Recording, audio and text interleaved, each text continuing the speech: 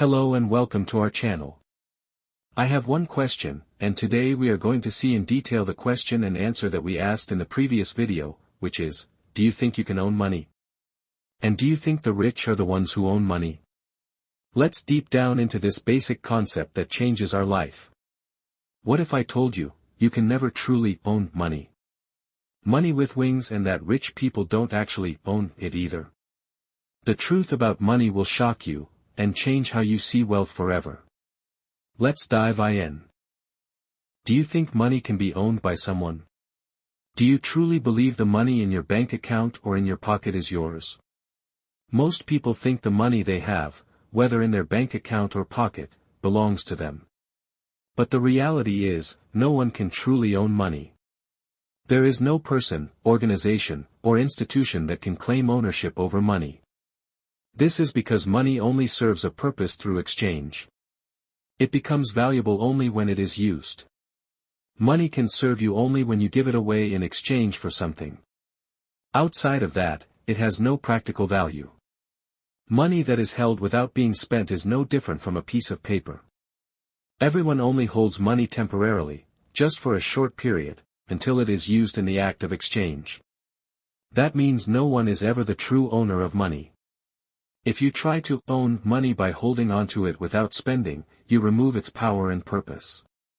You turn it into something meaningless. Any money outside of circulation simply becomes paper.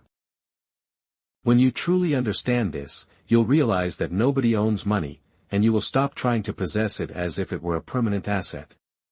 This misunderstanding is the main reason people believe that money is scarce, that only the rich own it. They think, if others already own all the money, how could I ever get any? This belief leads to the assumption that money is rare and can only be obtained by the will of those who already hold it.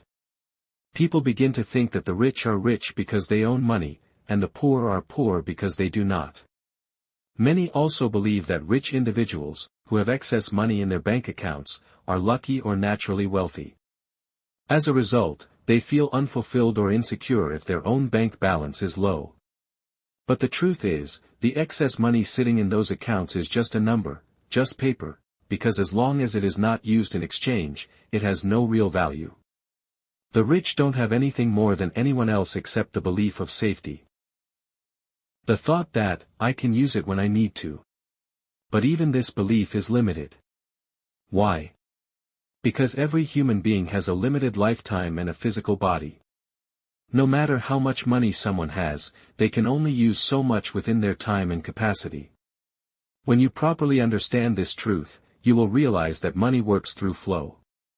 And the most important thing is to become a part of that flow.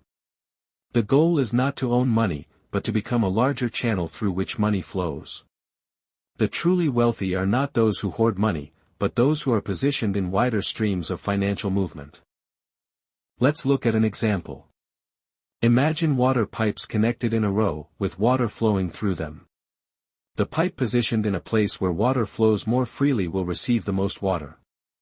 Likewise, you must position yourself in a space where money flows more abundantly, not in a place where you merely accumulate it.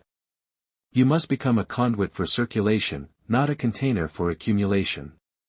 Now, consider your identity.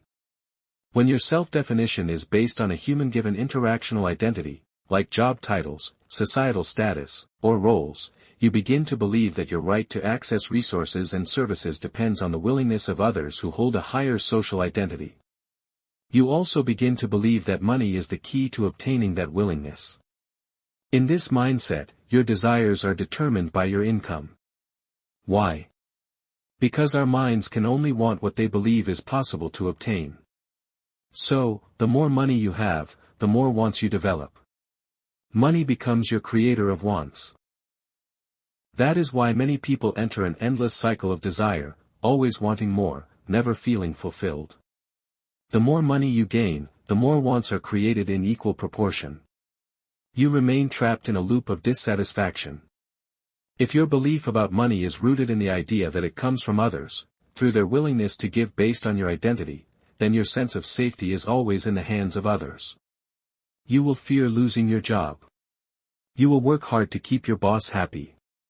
Your life will feel like it depends on the decisions and moods of those above you. This puts you in a double trap. You don't believe you can access or use money freely. You can't take action to earn it because you don't believe it's available to you. This belief system keeps you stuck. If you don't desire a product or service, you won't desire money to get it. And if you don't desire money, you won't work for it beyond your current effort. So you remain in the same place, trapped and stagnant. However, when your self-definition comes from a naturally given human identity, your desires will arise from natural needs. These needs are limited and manageable. As a result, fulfillment becomes easier to attain. You'll also hold the belief that you have an equal right to access resources and services like everyone else. This belief opens you to explore all possibilities, and those possibilities spark desire. That desire leads to interaction and action to pursue what you want. You stop feeling like your life is controlled by someone else.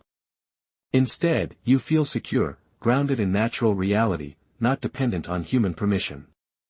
With this mindset, your interaction with money is based on purpose-driven wants, and this creates income that serves those real needs.